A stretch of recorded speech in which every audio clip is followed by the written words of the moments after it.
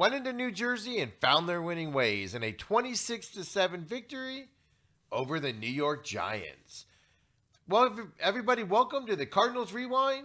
I'm Steven McCollum. It's a main event special podcast we do every week, rehashing and reviewing the Cardinals game the week before, and also looking forward and predicting their game coming up this weekend as well. So, excellent job by the Cardinals over the weekend in New Jersey against the Giants. The Cardinals did move back into the 7th playoff spot in the NFC with the victory. All around a great game for the Cardinals. You can nitpick it and get into a lot of negatives, which we do have a few negatives. We all know we like to stay a little bit positive on this game. And then, which things that we watch time of possession every week. We watch the field goal kicking unit. It's going to continue to be a discussion here as they just got done with the Giants and had a successful place kicking situation with Mike Nugent in there. But as you guys know, I look at things a little bit differently, and I'm a little bit weary of the field goal situation moving forward, and we'll get into that here in just a little bit. The Giants did have a 4-game winning streak, including winning in Seattle the previous week with backup Colt McCoy going. In this game, Daniel Jones gets the start for the Giants. He came back from his hamstring injury, and he definitely was not 100%. You could see that immediately. He wasn't stepping into his throws very well. He wasn't able to scramble at all, which is a big part of Daniel Jones's game. As you can see, we've harped on it, and for the Cardinals these last few weeks where Kyler Murray isn't running the football after a shoulder injury, and it affected the Cardinals' offense. And this was an example of another team where if there was no running game and no threat for the quarterback to run the football because of an injury, it showed what the defense can do against you, and the Cardinals took full advantage last weekend against the Giants. It was a horrible coaching decisions for the Giants to play Jones. He obviously wasn't healthy. It was painfully obvious he wasn't healthy, but the Cardinals did take full advantage, and that's excellent to see. Cardinals generally will play down to their teams that they are playing against, and this time they certainly did not. They stepped up and dominated the game. So let's get into it. Positives. There's a lot of positives from this game. It was great to see the old Cardinals come back, right? In the last couple of weeks, the Cardinals started out hot. Against New England, turnover, touchdown right away, and then the rest of the game they struggled, right? It's happened a few times against the Cardinals in these past few weeks. But this time, the Cardinals get a turnover. Marcus Golden gets a turnover right off the bat. Cardinals start the game extremely hot, and they stayed hot throughout the game. They didn't let up. They didn't let the Giants into this game, which is a Cardinals, motive and thing that they do over the years. It's great to see that they just hung on, took the lead, dominated the game from there. Although there was mistakes, of course, we'll talk about, and issues that we've talked about in the past that are still recurring that are frustrating. For instance, on the negative side, with that Cardinals hot start, Marcus Golden gets the turnover. They return the football. Cardinals get the ball back. Their first drive is going to start, after a turnover. And what do I love to see? I love to see points after turnovers. Who doesn't love to see points after turnovers, right? That's how you win games. It's how you dominate games. And that's how you expect to win games here in the NFL. And, and as you see, Cardinals get the ball back at the, what was that here?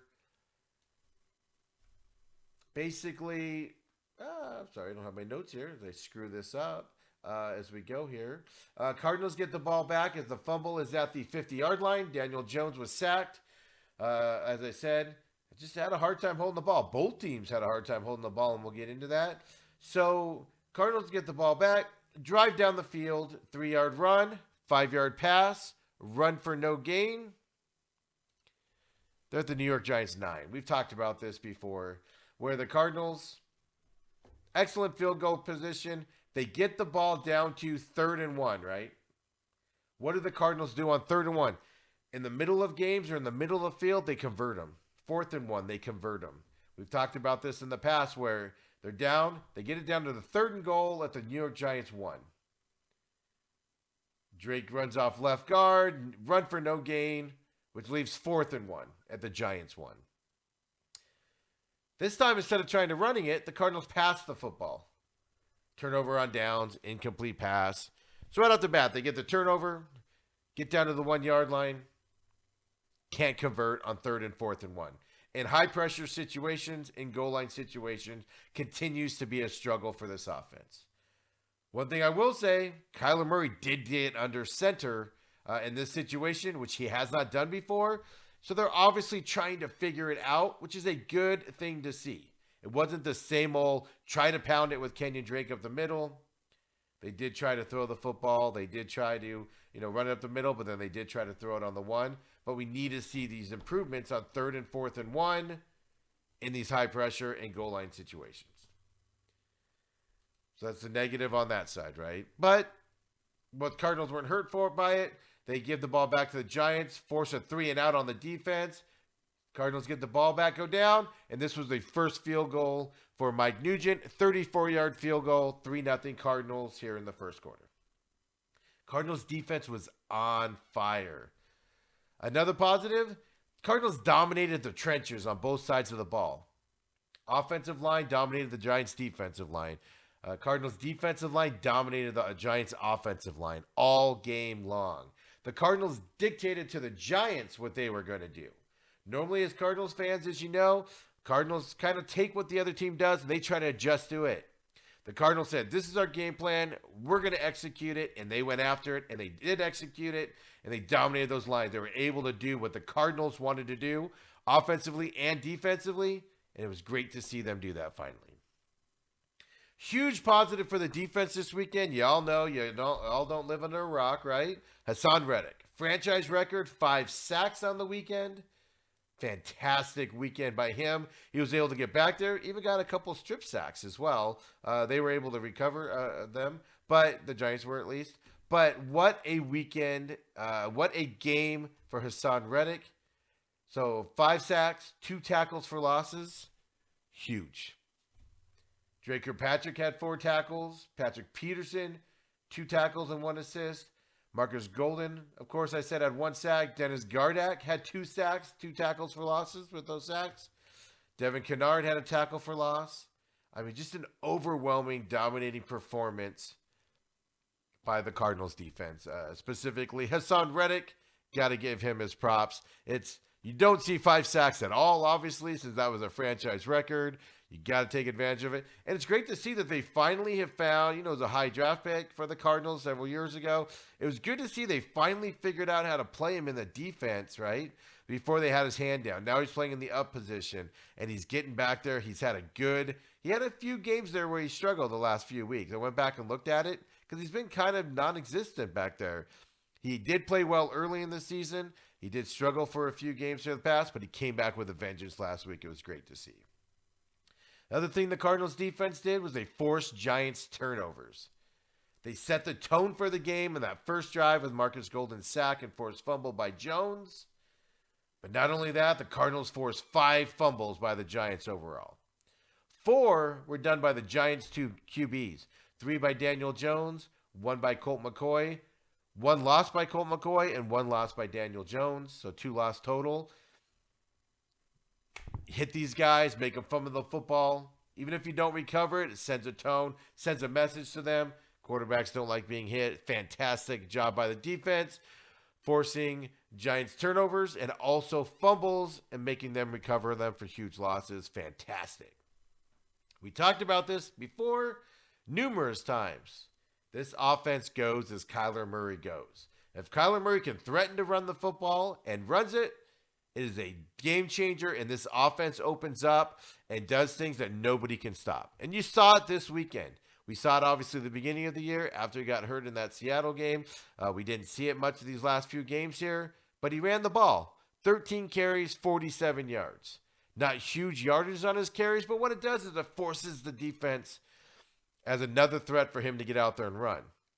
But not only that, if you watch the game in certain situations, he would scramble, right? He'd roll outside and look like he's going to run it, and then he'd hit an open receiver for an easy gain of yardage as he ran around the field, found an open guy. Open up the offense for the receivers. D-Hop was able to get 9 receptions, 136 yards on 11 targets. A lot of that is because Kyler Murray had the threat to scramble. He could get outside. He could, step up in the pocket. Look like he's running up the middle and hit the guy open across the middle. Dan Arnold, another two catches for 27 yards. 1 touchdown. Great touchdown by Dan Arnold in the back of the end zone. Kyler Murray put it high. Only one guy was going to be able to try to get it. Dan Arnold went up and got it. It's great. But we're having the same problem if we go to the negatives here. We're having the same problems with the receivers. We've talked about Dan Arnold the last couple of weeks, right? 2 catches for 27 in this game. DeAndre Hopkins, I just said, 9 receptions, 136 yards.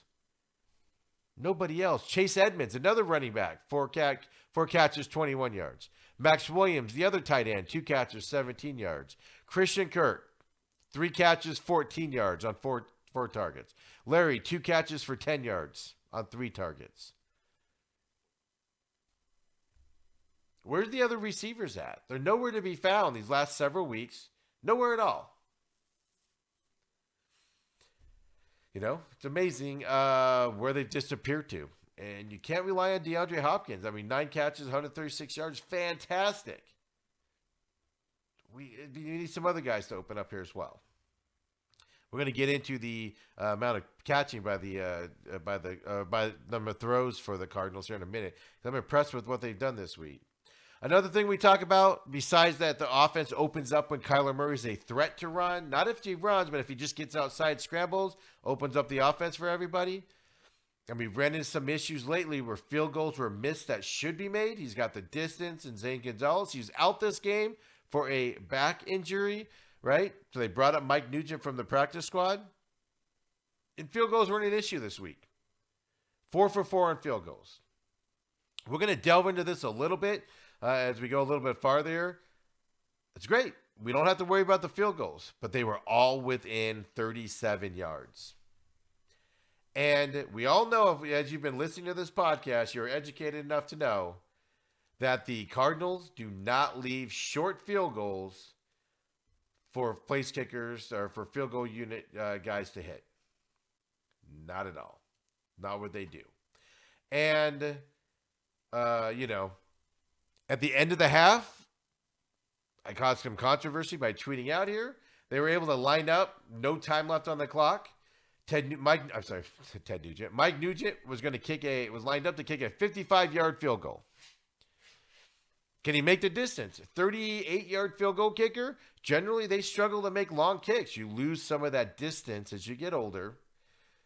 And he's going to be money from the short field goal kicks. But as we know, we've tracked it. Cardinals do not leave short field goals very often. And I have numbers coming up that are going to talk to you about this and show you. So it's not just me saying this. He lined up for the 50-yard field goal, left it way short. Zane Gonzalez has that distance, even though if he misses the accuracy a little bit, at least you have a chance to get it, right? And get it there.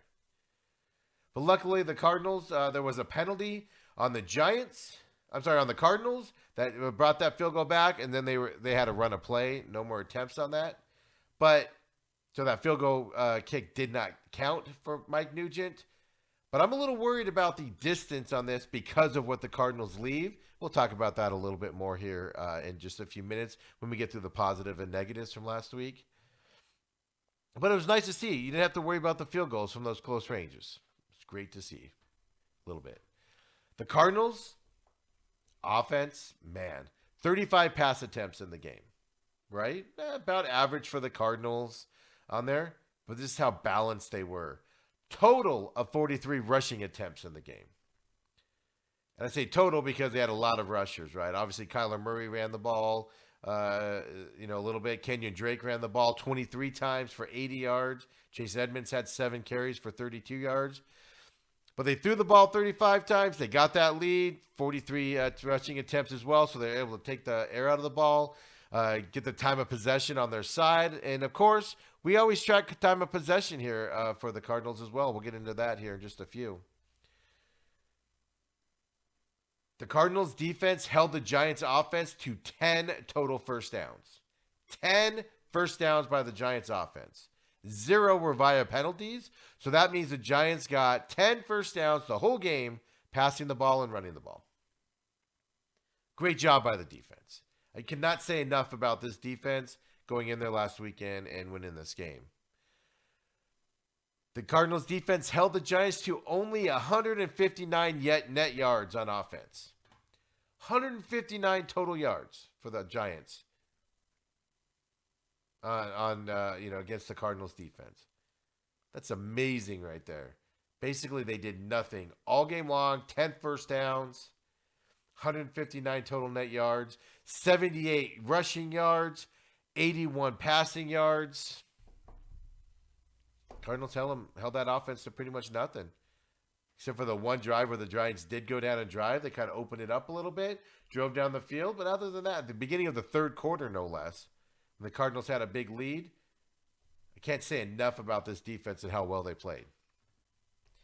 Cardinals had 79 offensive plays, about average for the Cardinals. Giants had 49 offensive plays. A lot of 3-and-outs for the Giants. A lot of, short drives for the Giants. We'll go through it really quick here. I'll just run them off as we go here. First drive resulted in the fumble, 5 plays. Second drive, punt, 3. Third one, 5 plays, punt. Giants, next time they get the ball, 3 plays, punt. Then they fumbled the ball on the kickoff. The Giants did, so they had 0 plays on that one, but they fumbled the ball. Cardinals recovered it after kicking another field goal to be up 6-0. And what did the Cardinals do after a turnover, which we love, everybody? Say it with me. Cardinals went down and scored a touchdown. 4 plays, 21 yards after that fumble on the kickoff.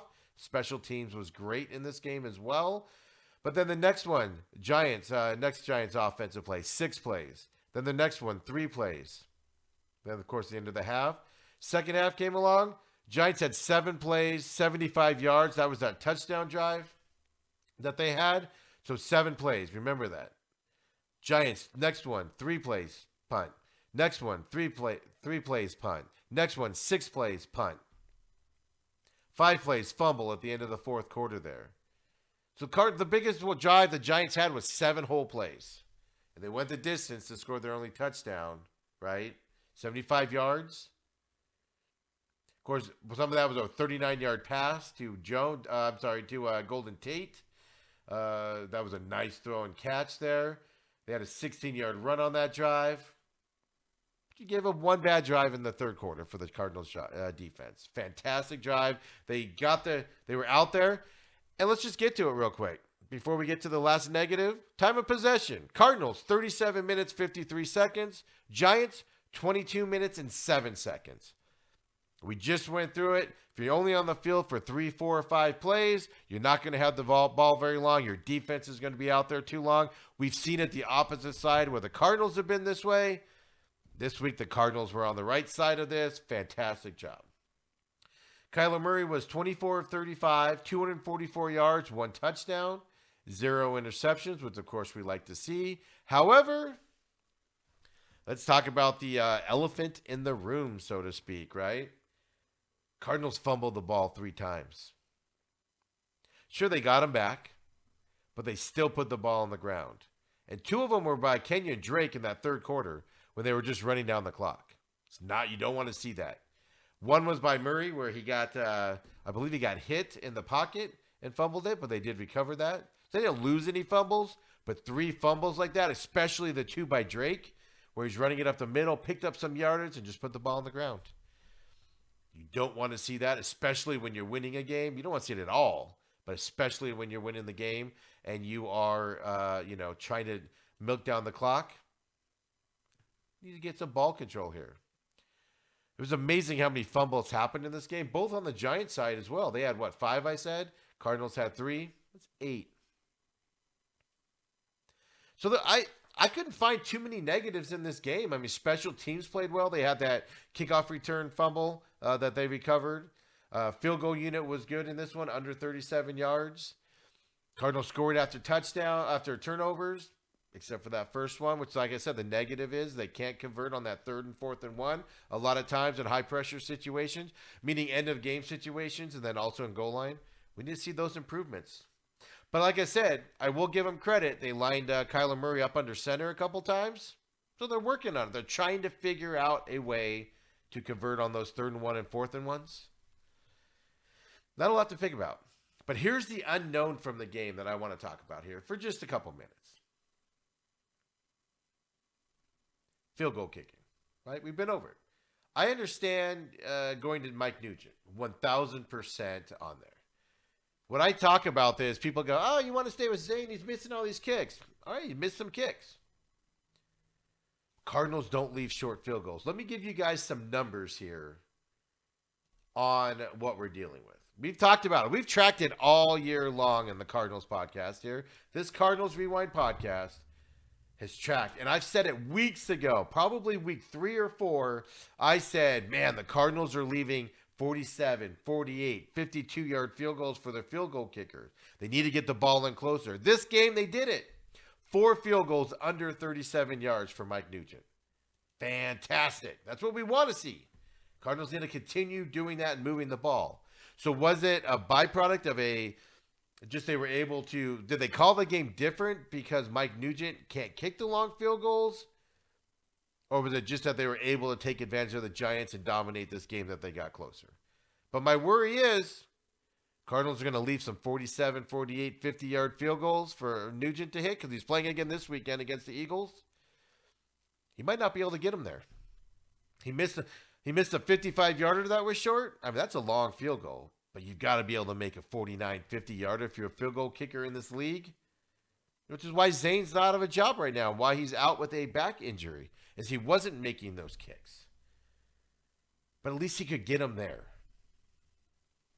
For instance, Zane Gonzalez in that 30 to 39 range that Mike Nugent kicked in, 2 for 2. He didn't miss there. 20 to 29 range, 4 for 4.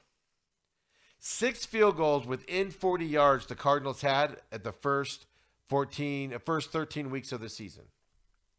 Week 14, they had 4 in that range. They don't get in that close very often, guys. That's what I'm telling you, right? I want to see them be in that range more often. But where they do leave their field goal kickers, 13 attempts this year from 40 to 49-yard range. 13 attempts. Even if you include last weekend with Mike Nugent's 4 inside the 37, that's 10 total field goals, 40 yards and in, 39 yards and in. 10. 13 have been attempted from 40 to 49. You want to add 50 plus on there? 16 is the total attempts. The Cardinals leave long field goals most of the time this season. Maybe we're going to see that change now. And the question becomes, is it going to change because they know Mike Nugent can't kick it that far, so they're going to have to play more? They're not going to settle for those long field goals? That's the question we got to look at. We got to find out, right? Zane Gonzalez was 8 of 13 from 40 to 49. Missed 5 of them. I understand. You got to make them. You got to kick them.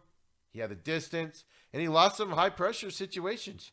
You know, he should have beaten the what was that, the Dolphins, where he left it short there, 50-yarder. Then you got the Seattle game where he missed it in overtime. So that's fine. Cardinals need to move up there, right? And get in a closer range to ensure they're making it. And I said it early on, they shouldn't leave long field goals because their guy has the distance. So I'm really fascinated in seeing how the Cardinals go forward on this. Because if they're going to continue to do more long 40 to 49, 50-yard field goals, it's going to get interesting again. But if they're able to get in that 30, 39 range, it doesn't matter who their field goal kicker is in that range. They'll both do a good job. So I'm fascinated. I'm going to be watching this even. I've been watching it all year. I'm going to be watching it even closer now moving forward. So the Cardinals do things to get, when they're in that 30-yard line range, which makes it a 47-yard field goal, and it's 4th and 2, 4th and 3, are they going to start going for it starting this weekend in order to get in closer or not get the points? Because that'll tell you if he can make it or not. Or is he going to lay it? Is Mike Nugent not going to be able to get it there? I want to know the answer to this. I'm fascinated by it. I'm going to be paying attention to it, just like we have all season long. This isn't something that if you've been watching this Cardinals Rewind podcast that we have not addressed all year long and paid attention to. I watch things and I pay attention to things that might not even matter in the long season. It might not even matter if Mike Nugent's the kicker if they're going to be able to kick it in the 30 to 39 range and closer. But what I'm curious about and what I'm wondering about and what I'm kind of worried about is those long field goals, because that's what Cardinals do. The numbers are here as I just gave them to you. 10 field goals, including last weekend, 39 and in. 16 are 40 and up. 16. The Cardinals leave long field goals. They have in the past. Does that change? I'm fascinated to see if they change their offense and it doesn't go that way. This is the most fascinating part that I'm most curious about here. Because I think we figured out how this offense goes. Kyler Murray runs the ball. This offense will move. This offense will get some yardage. This offense will be good. Kyler Murray's a threat to run like he was last weekend and the beginning of the year when they were number one offense in the league. The defense is good when they get pressure on the quarterback and on the blitzing. Alleviate some of that in the backside. They're not good when they can't get pressure on the quarterback and the quarterback can pick apart the cornerbacks. We've seen that already. We've seen those ebb and flows all season long with this team.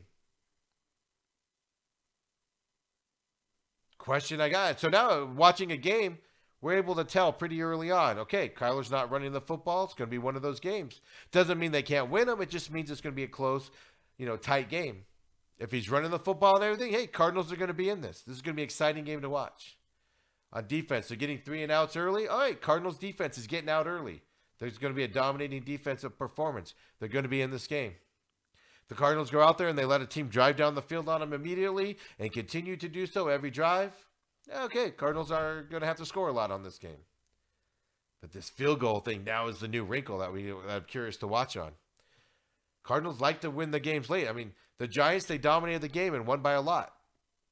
They generally are close in the games. And they either have to come back at the end or they have a lead at the end and have to stop them.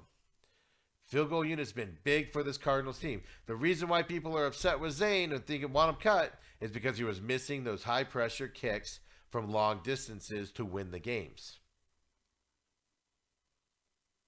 Do the Cardinals get away from that scenario and be successful going forward?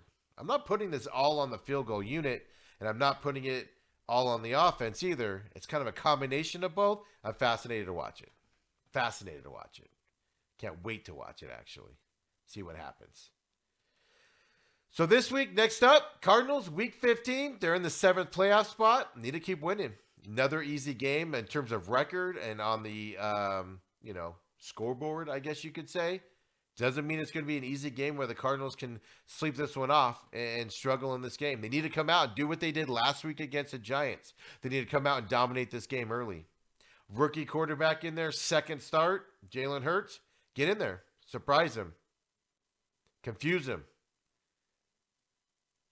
Jalen Hurts is, isn't hurt. He's healthy, and he likes to run the football. The Eagles coming to Glendale this weekend, and they're reeling. They're a walking mash unit, as we like to say. But they're still in the hunt to win the NFC East. They're in second place. They are in third place. Washington football team's first in the playoff spot. Giants, and then the Eagles. They can still go on a tear and possibly win this division. They should be motivated enough to play. Maybe. They might have packed in their season. But judging by them beating the Saints last week to make their record 4-8-1, I don't know. Before that, I thought the Eagles were done, and then they go in there last week with Jalen Hurts starting. The Eagles, as I just said, beat the Saints in Week 14. Jalen Hurts got his first start in the NFL and his first victory.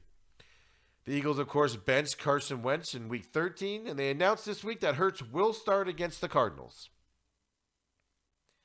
I'd rather see Carson Wentz start because we know where we're getting with him. Just a terrible, terrible quarterback right now. Jalen Hurts is young, learning the league. That can help and hurt you. Jalen Hurts last week against the Saints, 17 of 30, 167 yards, 1 touchdown through the air. 17 of 30, just barely over 500 throwing the football. 18 carries for 106 yards on the ground. Jalen Hurts can run the football. Miles Sanders was 14 carries for 115 yards and 2 touchdowns. Eagles had 121 yards against the Saints defense. That's really good. That's a lot. As I said, the Eagles are an injury-plagued team. Last week against the Saints was the first time in a long time that the Eagles actually looked like a decent football team. Was that a fluke last week? Was it just one of those weeks where they just went out there and won it? Or is this team giving up on the season like I have said and thought they were before last week? Was last week a fluke? The Cardinals returned to their early season success last week against the Giants, especially on the offensive side, also on the defensive side. I think the Cardinals will be successful this weekend against the Eagles, as long as Kyler Murray continues to threaten to run.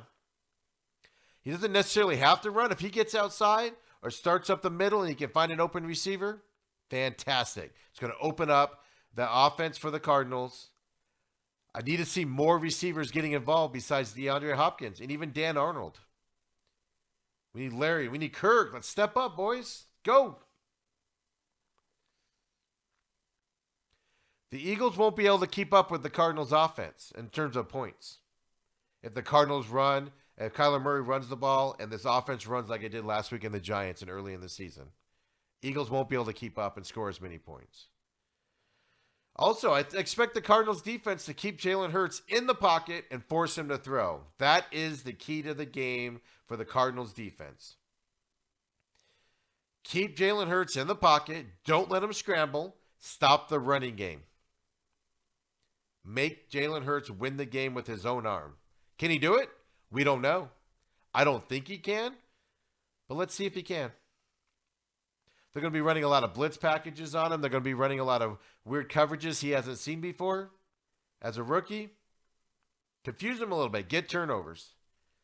Hit him in the pocket like you did against Daniel Jones.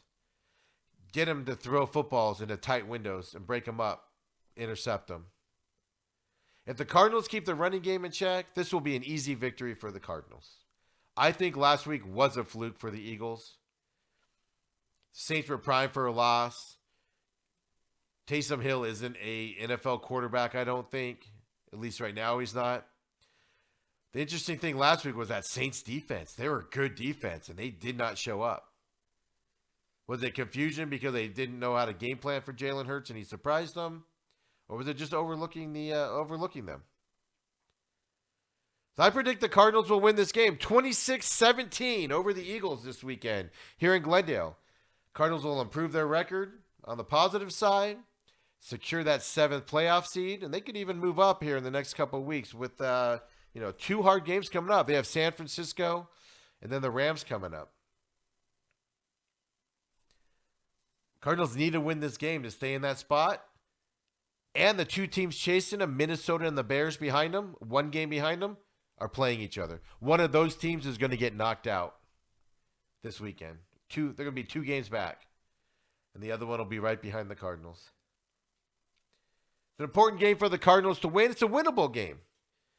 Enough of playing down to your competition. Play up to your standards like you did last week at the Giants. Cardinals will win this game. It's important that they win the game. Absolutely. So that's the Cardinals Rewind for this week, Week 14. I appreciate everybody watching or listening on the podcast system. Of course, I'm Steven McCollum. You can follow the Main Event podcast at the Main Event Pod on all the social medias. And, of course, I'm at SMAC500 is the personal Twitter. We do all the sports and that stuff. All the show notes, all the thoughts go up on at the Main Event Pod. So follow that as well as all my other retweets and thoughts on that go into the personal one as well. So give them a both follow. I'll see y'all next week where we'll be reviewing this game against the Cardinals and looking forward to Week 15 of the NFL season for the Arizona Cardinals. Go Cardinals!